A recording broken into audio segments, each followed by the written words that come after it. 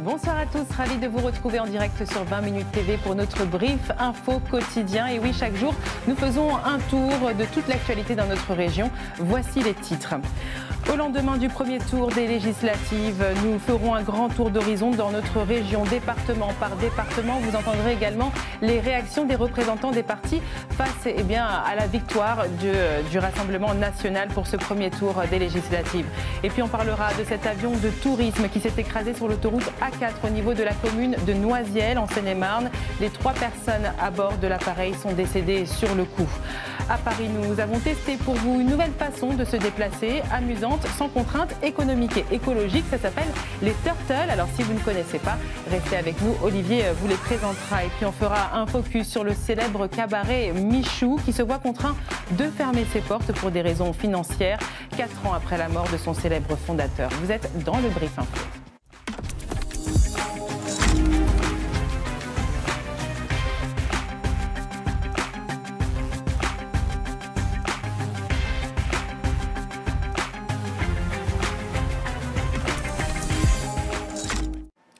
Je vous le disais, dans la capitale, après 68 ans d'activité, le cabaret chez Michou, véritable institution de la rue des Martyrs, ferme ses portes à Montmartre. Il est menacé de disparition. Et oui, c'était 4 ans après la mort de son célèbre fondateur au costume et lunettes bleues. Le cabaret parisien chez Michou pourrait effectivement ne pas rouvrir ses portes en septembre prochain. La dernière soirée a eu lieu dimanche soir, hier soir 30 juin, avec les célèbres michettes venues rendre hommage. Et oui, à ce lieu mythique, le tribunal de commerce doit se prononcer le 16 juillet prochain sur la poursuite ou non de l'activité et nommer un repreneur si toutefois il y a. Restez dans le brief info, dans le débrief info, nous en parlerons avec notre invité Alain Turban.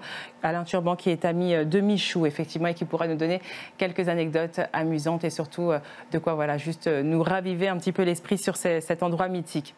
Et puis je vous le disais, 3 personnes sont décédées dans le crash d'un avion sur l'autoroute A4. L'appareil aurait percuté une ligne à haute tension avant de s'écraser sur l'axe routier au niveau de la commune de Noisiel en Seine-et-Marne.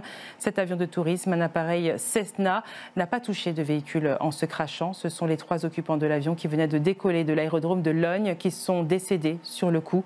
Les victimes sont 2 hommes et une femme. Le pilote a été né en 1989. Un important dispositif de sécurité a été mis en place sur l'autoroute et l'autoroute d'ailleurs a été bloquée dans les 2 sens de circulation. Une enquête administrative a été ouverte pour faire toute la lumière sur cette affaire. Circuler à Paris devient de plus en plus compliqué, vous le savez. Alors pour pallier à ce désagrément, Olivier a testé pour vous un moyen tout à fait amusant, économique et écologique. Ça s'appelle les Turtles. On le suit.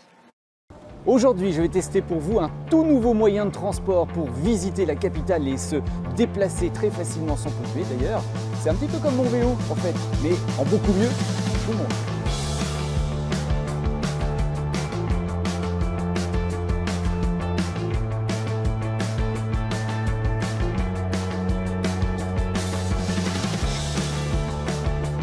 Et hop, me voilà sur un vélo, toujours sur un vélo, mais en compagnie de Robin. Bonjour. Bonjour, enchanté. Vous êtes cofondateur de la marque Turtle, toute récente d'ailleurs.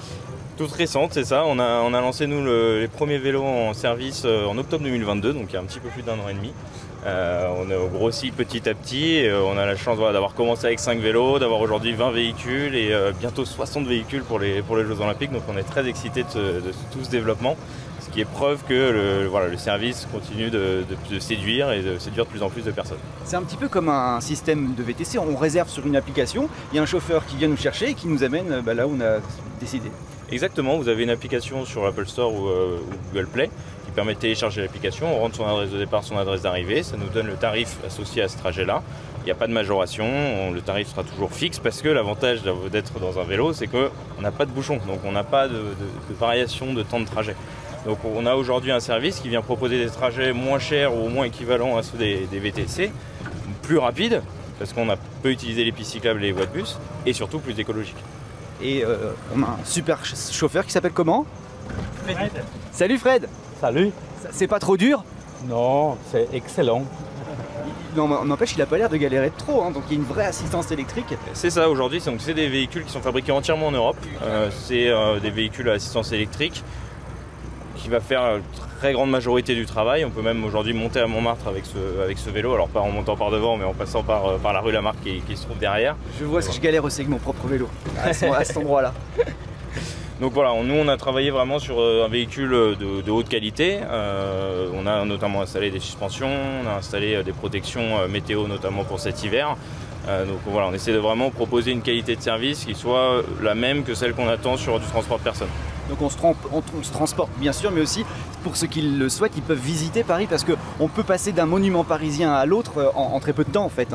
Exactement, donc on a un véhicule qui est très adapté pour ça, on a une vue panoramique à 180 degrés qui permet vraiment d'avoir des détails sur tous les monuments pendant notre trajet.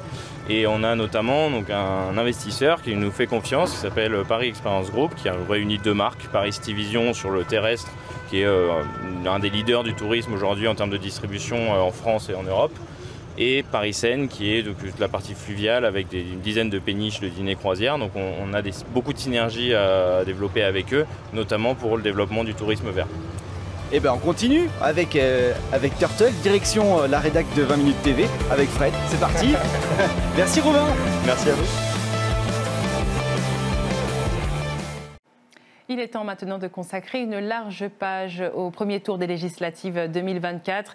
Et oui, vous le savez, le Rassemblement national est arrivé en tête hier soir du premier tour des élections législatives avec 33,15% des votes, selon les résultats définitifs communiqués par le ministère de l'Intérieur. Le Rassemblement national et ses alliés pourraient être en mesure d'obtenir une majorité absolue à l'Assemblée nationale. Ils seraient en mesure d'obtenir donc 255 à 295 élus. Et face à cette victoire, les leaders politiques ont tous pris la parole hier dans la soirée. On les écoute. Les sondages les annonçaient en tête depuis des semaines. Sans surprise, le Rassemblement national s'est imposé en tête du premier tour des élections législatives ce dimanche. 33,14% de vote pour le parti mené par Jordan Bardella, qui a évoqué hier un espoir sans précédent. Ils ont rendu un verdict sans appel et confirmé leur aspiration claire au changement. Si les électeurs nous accordent une majorité absolue pour redresser le pays, j'entends être le Premier ministre de tous les Français. L'actuel Premier ministre Gabriel Attal n'a lui pas évoqué la déroute de la majorité dans la cour de Matignon, mais appelé à faire barrage au Rassemblement national. Si nous voulons être à la hauteur du destin français, il est de notre devoir moral de tout faire pour empêcher le pire d'advenir.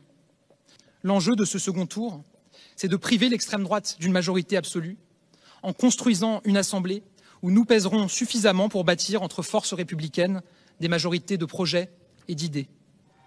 Au QG du nouveau Front populaire arrivé en deuxième position avec 28,1% des voix, Jean-Luc Mélenchon a salué le taux de participation des Français, 69,12% contre 47,51% en 2022. Puis il a évoqué le second tour du 7 juillet qu'il déclare s'annoncer d'une exceptionnelle intensité. L'enjeu, faire barrage au RN à tout prix. Dans un certain nombre de cas, des triangulaires sont possibles. Dans l'hypothèse où il serait arrivé en tête tandis que nous ne serions qu'en troisième position, nous retirerons notre candidature.